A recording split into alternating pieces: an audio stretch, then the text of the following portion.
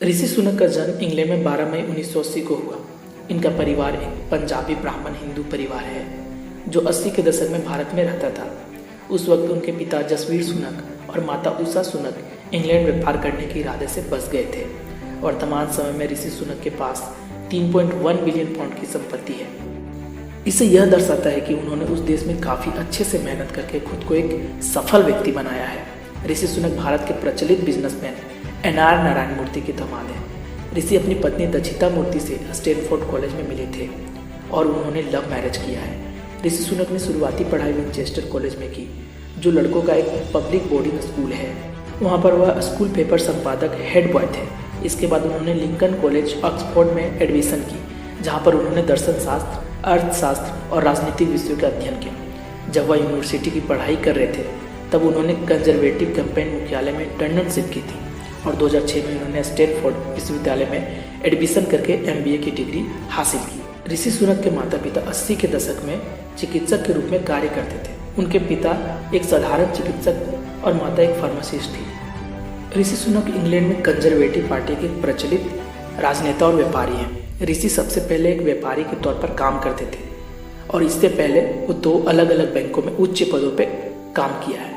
उनके राजनीतिक जीवन की शुरुआत 2014 में हुई और इसी साल ब्रिटेन के संसद के सदस्य बने।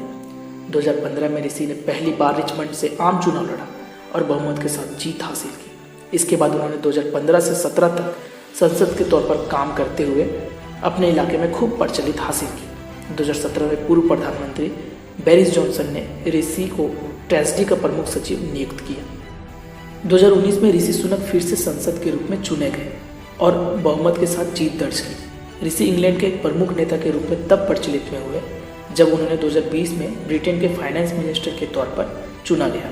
2020 में वैश्विक महामारी फैली हुई थी, जिसमें उन्होंने फाइनेंस मिनिस्टर के पद को बखूबी निभाया और कुछ बेहतरीन घोषणाओं की वजह से देश भर में अपनी प्रचलितता को और मजबूत किया।